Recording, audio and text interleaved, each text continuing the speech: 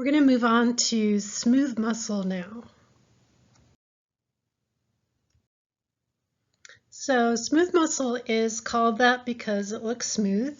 There are no striations or stripes on it, and so we'll see why that is in a minute.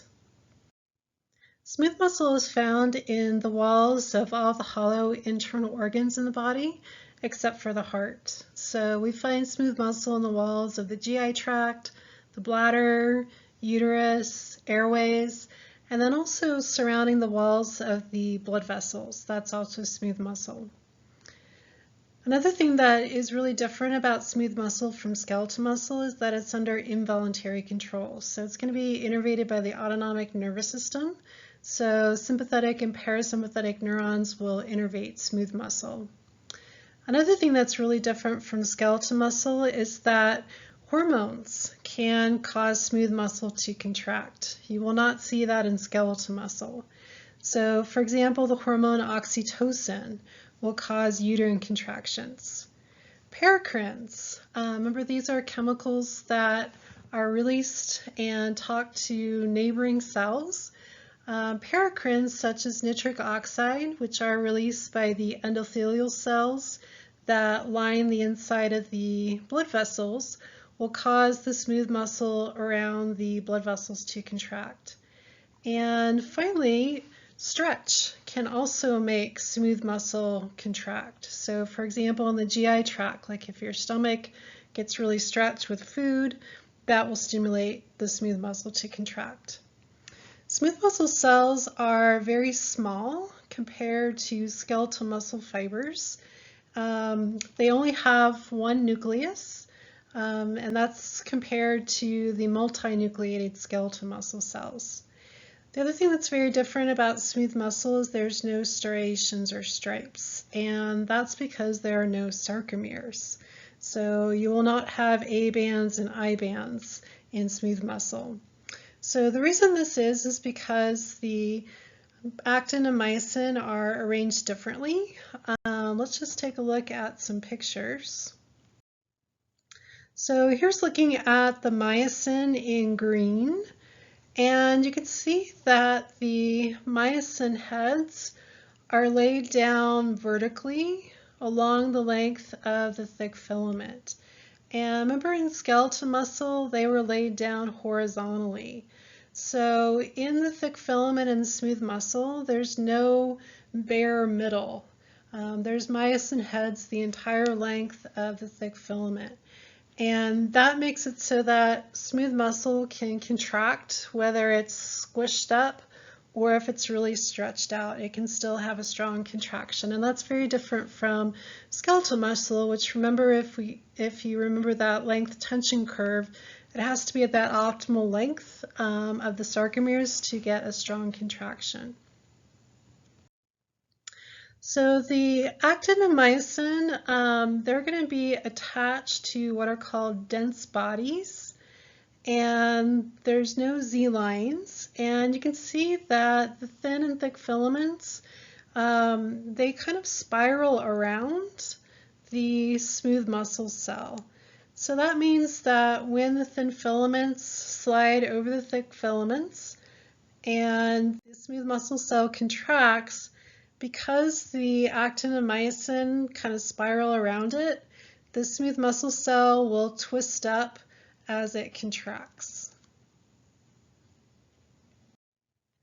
Another big difference with smooth muscle compared to skeletal muscle is that smooth muscle, most of the calcium for contraction comes from the extracellular fluid.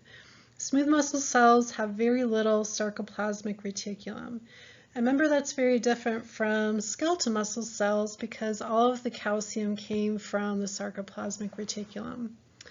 Another big difference with smooth muscle is that there's no troponin, so our cowboy is gone. So calcium is going to bind to a different protein called calmodulin in smooth muscle cells. When calcium binds to calmodulin, that's going to activate an enzyme called myosin light chain kinase, and then that will activate the myosin heads.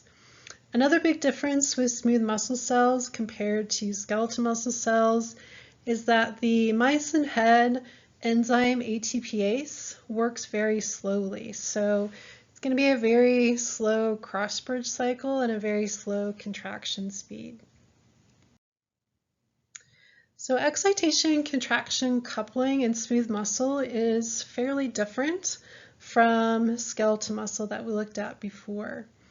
So there's going to be some sort of stimulus for letting calcium into the smooth muscle cell.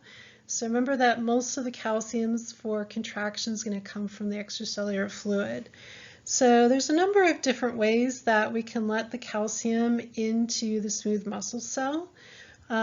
We can open up some voltage-gated calcium channels if an action potential is started at another smooth muscle cell and passes through gap junctions. It can open these voltage-gated calcium channels. We also have ligand-gated calcium channels, which maybe a neurotransmitter from a sympathetic or parasympathetic neuron binds to, or maybe a hormone binds to it and opens it. And then mechanically gated calcium channels, those are going to be opened by stretch. So especially in like the GI tract, those are found quite frequently. So we're just going to go and look at a picture to show excitation contraction coupling in smooth muscle cells, but it's all written out here for you.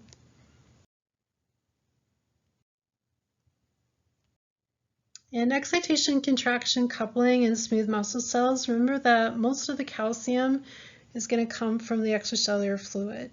Only a very small amount comes from the sarcoplasmic reticulum because it's not very well developed. So once calcium comes into the cell, it's going to bind to a protein called calmodulin. There's no troponin in smooth muscle cells. The calcium calmodulin will then activate an enzyme called myosin light chain kinase.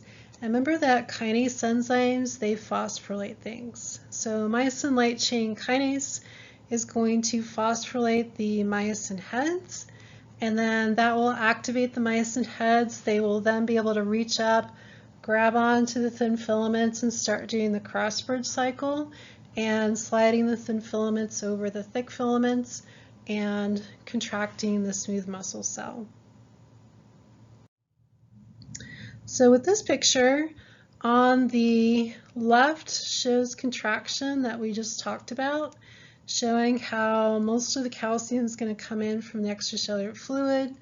It's going to bind to that protein calmodulin, and then the calcium calmodulin will activate the enzyme myosin light chain kinase, which will then phosphorylate the myosin heads. They are now active. They can now bind to the thin filaments, start the cross-bridge cycle, and start contracting the smooth muscle cell. In order for the smooth muscle cell to relax, we need to do two things. So one is we need to get rid of all the calcium, so most of it gets pumped back out into the extracellular fluid where it came from. And then we're going to use another enzyme, phosphatase, to dephosphorylate the myosin heads.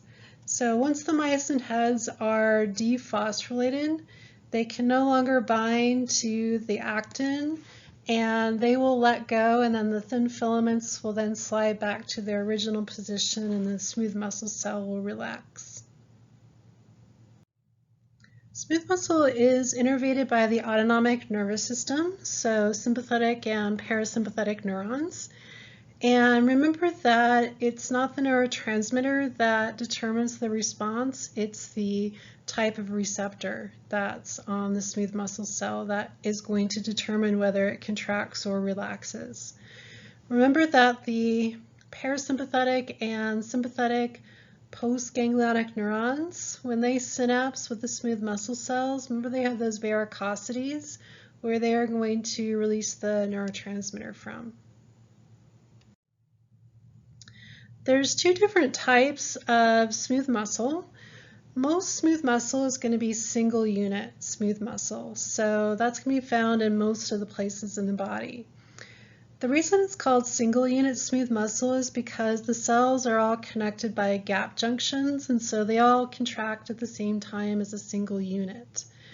Some of the single unit smooth muscle cells have pacemaker activity, so they are actually able to generate their own action potentials without anybody telling them to do that. So we'll take a look at that in a minute.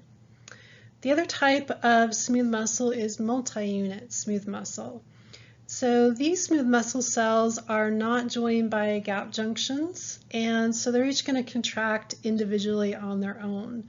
They will each be innervated by their own neuron, and so they actually will form motor units.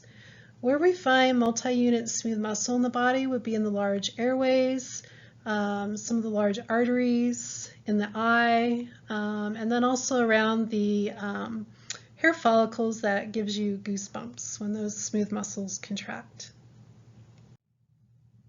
Here's a picture just showing you the difference between single unit smooth muscle. So single unit smooth muscle is on the bottom, and you can see that these cells are all joined by gap junctions. So they're all going to contract as a single unit. And then on the top we have the multi-unit smooth muscle.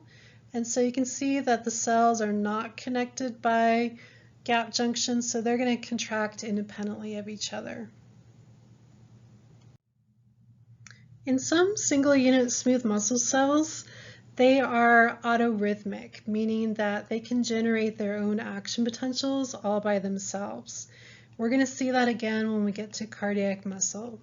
So there's two ways that single unit smooth muscle cells can spontaneously depolarize and reach threshold. So the first way is they could create these pacemaker potentials. So they just spontaneously depolarize, reach threshold, get an action potential, they contract, relax, and then they do it over again.